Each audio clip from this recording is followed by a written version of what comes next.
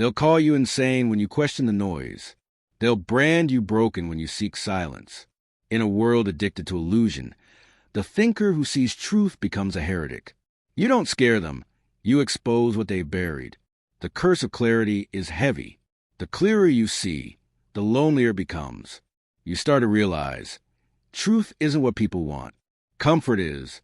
They don't crave understanding. They crave safety. And when your vision threatens their illusion, they'll call it madness. Clarity is not a gift. It's a responsibility. You see through the lies that others depend on. You question the rituals, the trends, the hollow promises they repeat like prayers. And because you refuse to play along, you become dangerous. To a world built on collective illusion, truth is a weapon. Think of society as a house of mirrors. Distorted, flattering, deceiving. Most wander happily inside, content with reflections that comfort them. But you break the glass. You look behind the frame and see the scaffolding, the manipulation, the conditioning, the fear. And suddenly, you're no longer one of them. You're the outcast, the skeptic, the crazy one. It's always been this way. Socrates walked the streets of Athens, asking simple questions. What is justice? What is virtue? Questions sharp enough to slice through centuries of blind tradition. But the people grew uneasy. His words unraveled their certainty. His questions shook the walls of their comfortable ignorance. So they condemned him to drink poison in the name of order. His crime? Seeing too clearly, asking too deeply. They called it corruption. But it was clarity. The pattern never changed. When you pierce illusion, you threaten identity. And identity is sacred to those who build it from lies. Machiavelli warned us, men sooner forget the death of their father than the loss of their inheritance. They will protect their illusions like property, guarding them with anger, denial, and ridicule. You'll notice it when you speak. You'll share an insight, a truth that feels obvious to you. But others will flinch, laugh it off, or twist your words. They're not mocking you. They're defending themselves. Your clarity exposes their confusion. And it's easier to dismiss a person than confront a truth. 2 quick examples. Tell someone money won't buy peace, and watch them accuse you of idealism. Tell someone love without self-respect is slavery, and see them call you bitter.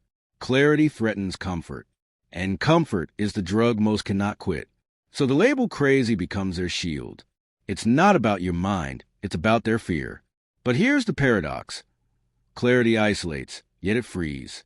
You lose the crowd, but you gain sight. You shed illusions, but you inherit truth. And truth is the only ground solid enough to stand on when everything else collapses. Still, it hurts to question what others worship, to walk through life seeing what others refuse to see. You'll feel alien, misunderstood, maybe even broken, but that discomfort is proof you're awake. The mind that questions cannot rest inside a shallow world. It's not sickness.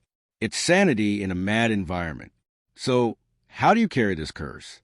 You practice silence. You learn when to speak and when to protect your vision. Not everyone deserves your clarity. Sometimes wisdom is quiet, not shared. Write down one truth you've noticed that most people avoid. Sit with it. Feel your hesitation to speak it aloud. That fear? That's the pressure of the herd's approval. Resist it. Let your truth breathe in solitude first. Remember the words of Marcus Aurelius. If it is not right, do not do it. If it is not true, do not say it. Truth is not a weapon of harm. It's a torch to light your path. Use it wisely. Speak when it heals. Stay silent when it only provokes blindness. Drop this affirmation. My clarity is not madness. It's my proof of awakening. Because one day, the world will need the eyes it mocked. The thinkers it labeled insane will become the guides for a lost generation. History repeats this prophecy over and over. They called visionaries lunatics until time revealed their truth. You're not here to fit in. You're here to witness. To hold the line when illusions collapse. Let the label fall.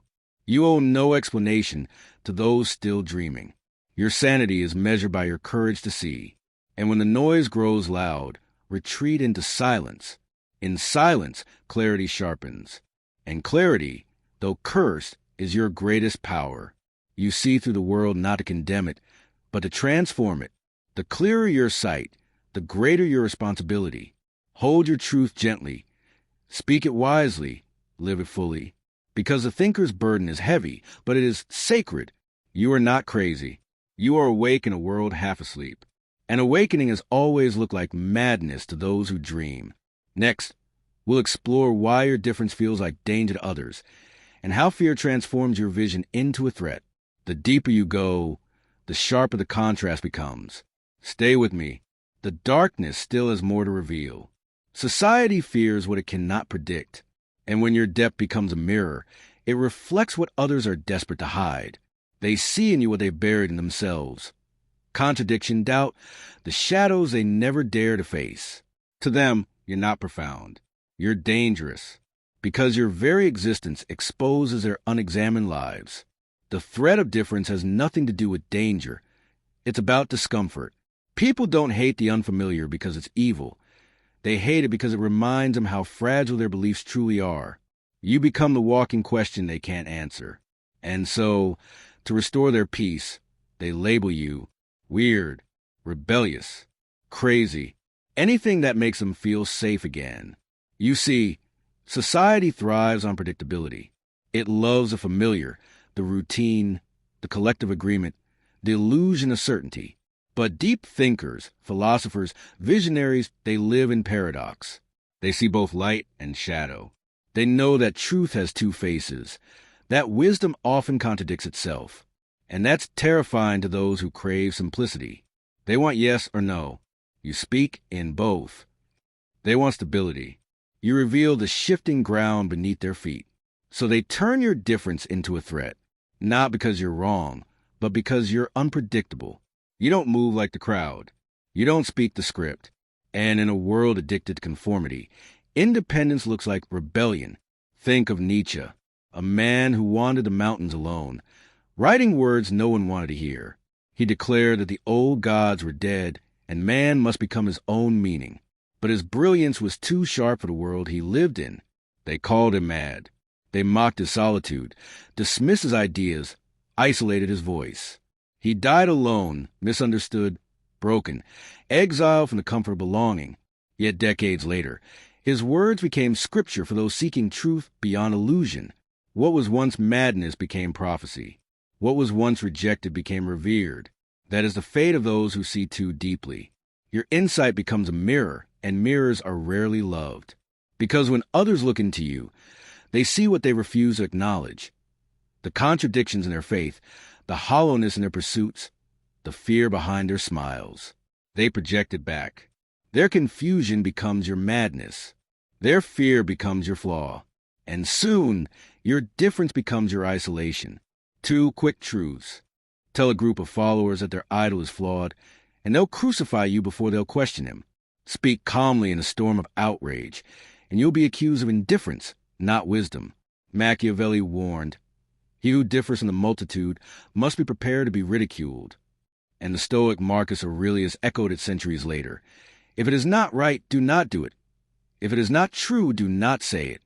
The wise do not bend truth to please a crowd. They stand firm, even when mocked. So, how do you carry this difference without losing yourself? You make peace with solitude. You learn to be still when the noise of conformity grows loud. Spend 1 hour alone. No screens, no voices, no distractions. Let the silence expose what's truly yours. Notice which thoughts come alive when the world's expectations fall away. In solitude, you'll hear the voice of society drown out, your own. Drop this affirmation. My difference is not danger. It is my signature of truth. Because the very trait they fear is your strength.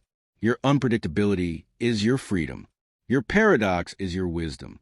The world doesn't need more echoes. It needs mirrors brave enough to reflect the whole truth, even when it burns. You will be misunderstood. You will be misjudged. But remember, normal is often just a name we give to collective fear. It's the safe zone where people hide from complexity. They call it sanity, but it's conformity in disguise. Let them misunderstand. Your duty is not to be liked. It's to be real. And when your difference unsettles them, know this. You've touched the edge of their illusion. That's where transformation begins. Because one day, when the fog clears and the crowd awakens, they'll seek the voices they once silenced. They'll search for the thinkers who dared to differ. They'll realize that the ones they mocked were the only ones who truly saw. So stand firm in your strangeness. Honor your paradox. Because to be truly alive in a world of masks is to risk exile. But it's better to walk alone in truth than to be crowned in illusion. Next, we'll uncover the shadow that clarity casts. How knowledge, once awakened, becomes a burden too heavy for most to bear. The more you understand, the more the world resists you. But that resistance, it's proof you step beyond the comfort of the herd. Stay with me. The shadow of knowledge is waiting. The more you understand, the heavier the burden becomes. Wisdom is not a crown of gold. It's a crown of thorns. Every insight pierces deeper. Every revelation strips away another layer of illusion. And soon, what once felt like light begins to burn. This is the shadow of knowledge. The truth that the more awake you become, the harder it is to sleep. Awareness is not always a gift, it's a weight. Because once you see, you can't unsee. You start to notice the patterns behind people's masks, the lies behind their smiles, the fear behind their certainty. And you begin to realize most people don't want truth. They want peace. And peace often lives in ignorance. Ignorance is a warm blanket, soft, comforting, protective. Truth is a blade, cold, cutting, unrelenting. You trade comfort for clarity, belonging for honesty. And though knowledge frees you, it also isolates you. Picture Cassandra, a prophetess in Greek myth, gifted with divine foresight. She saw the future with perfect clarity, the rise and fall of kingdoms, the approach of doom. But she was cursed. No one would believe her. She screamed as Troy welcomed the wooden horse, knowing what hid inside. She watched in silence as her people laughed at her warnings, calling her mad. Imagine that agony. To hold truth so sharp it cuts you, while others dance on the edge of destruction. That is the loneliness of wisdom. To see too much. To speak too early. To be unheard until it's too late. You felt this before. You warn a friend about a toxic path, but they dismiss you until pain proves you right.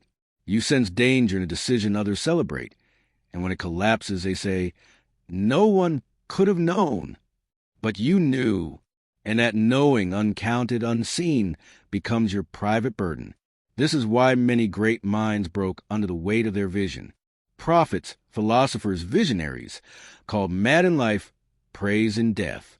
Because humanity often punishes the messenger before it reveres the message.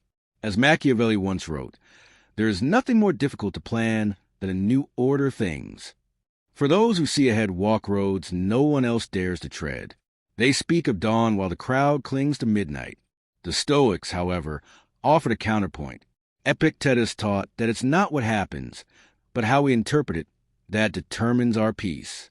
You may carry heavy truth, but you can choose how to bear it, not with despair, but with purpose, not as a wound, but as a warning light.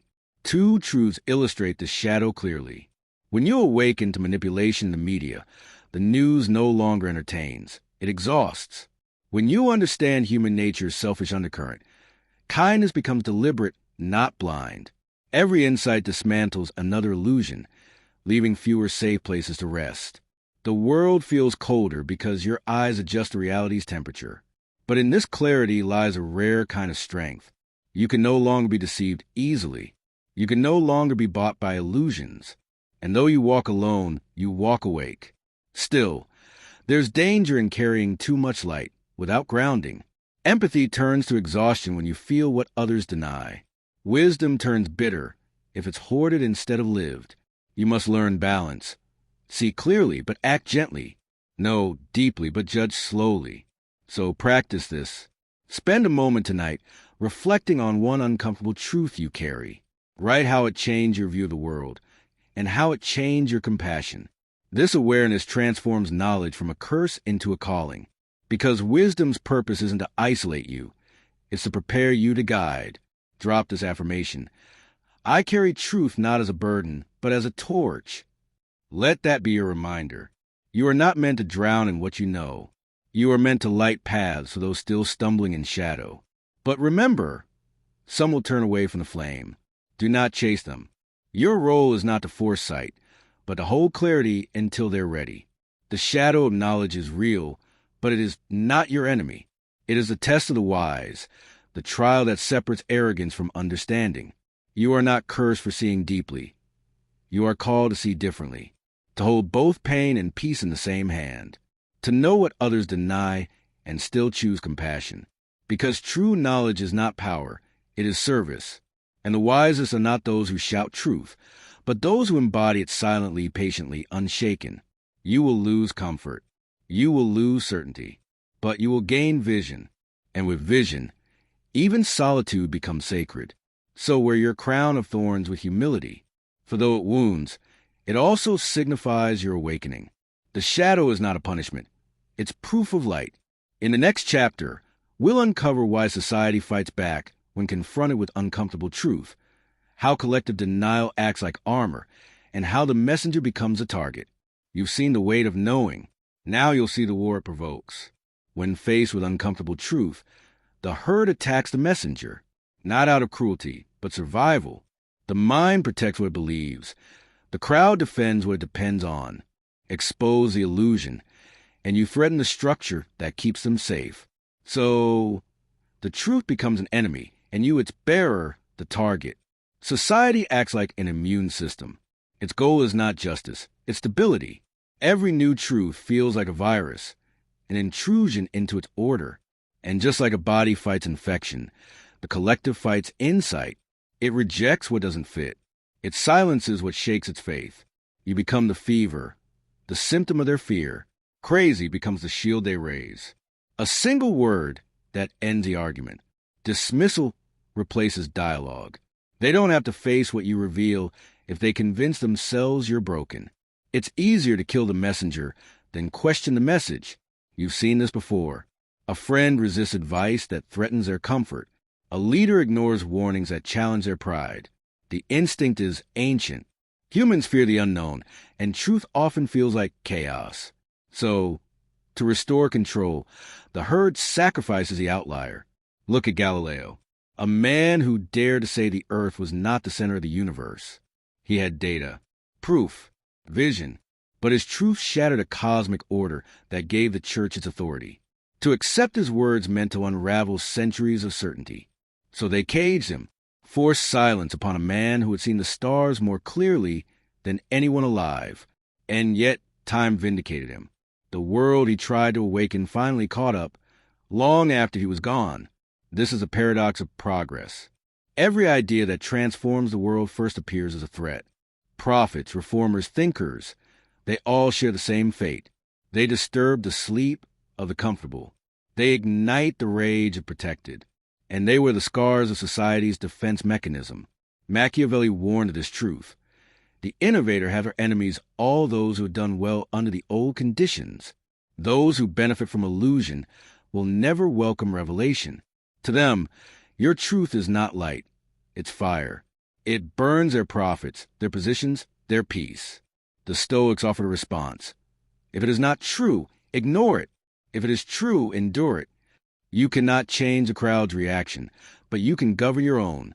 Your task is not to seek approval, but to preserve integrity. Truth needs no applause. It only asks for courage. 2 quick examples reveal the pattern. A whistleblower exposing corruption is branded disloyal, not honorable. A philosopher questioning faith is called heretic before becoming hero. The scapegoat is necessary for collective survival. Someone must carry the weight of what they refuse to see. That someone is often the one who dares to look deeper. When the herd feels threatened, it seeks a sacrifice. And the thinker, alone, unyielding, stands out as a perfect vessel for their fear. But understand this. Their rejection is proof of your impact. You shook their comfort. You cracked their illusion. They attack not because you're wrong, but because you're effective. So, what should you do when their fear finds you? Don't retaliate. Don't beg for understanding. Reflect instead.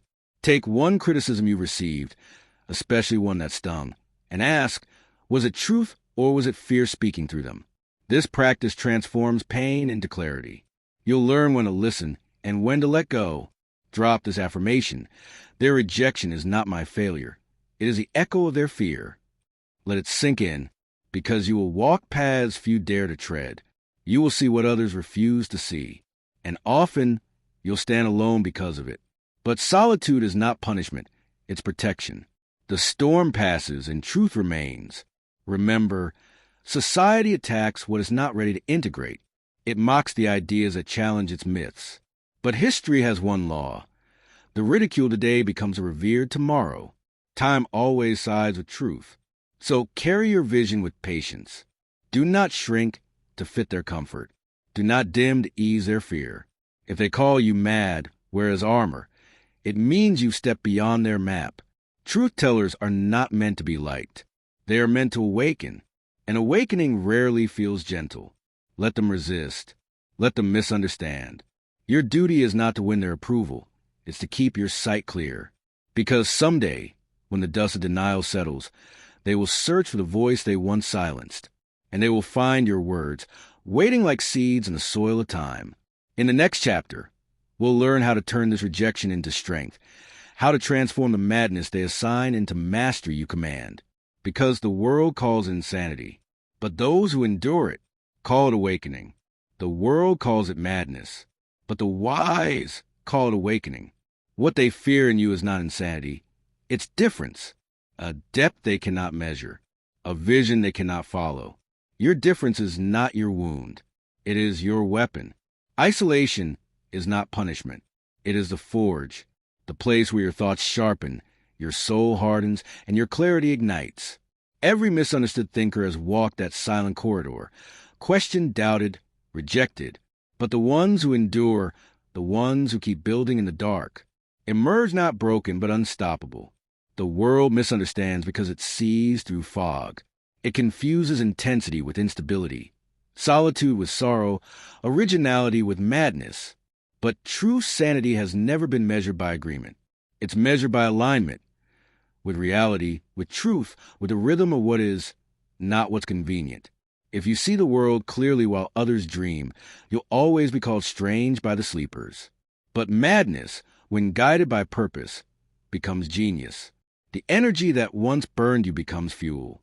The pain that once silenced you becomes your voice. What once isolated you becomes your advantage. Think of Van Gogh, a man who painted what others could not see. Fields alive with fire, skies swirling with divine movement. While the world dismissed him, he bled truth onto canvas. He died poor, unheard, labeled insane. But today, his vision lights museums. His name whispered with reverence across continents. His suffering was real, but so was his transformation. He turned agony into art, rejection into revelation, madness into mastery. That is your task, to take the very thing that makes you different and refine it until it becomes undeniable. The world may not understand now, but time always bows the results. When your creation stands, when your clarity bears fruit, the label crazy will dissolve into awe. Look at history. Galileo imprisoned, later honored. Nietzsche mocked, later quoted by empires. Visionaries always walk alone before they are followed. Machiavelli said, "Fortune favors the bold." He knew that courage, not comfort, births destiny. The thinker who endures isolation becomes the architect of the future. And Marcus Aurelius, the Stoic emperor, echoed the truth. If it is not right, do not do it. If it is not true, do not say it. The wise hold course, even when mocked. So, what do you do with your difference? You create. You channel the misunderstanding into movement. You pour the ache into art, philosophy, design, leadership. Anything that carries your fingerprint of truth, because expression transforms pain into power. You cannot argue with opinion, but you can build something undeniable. Try this.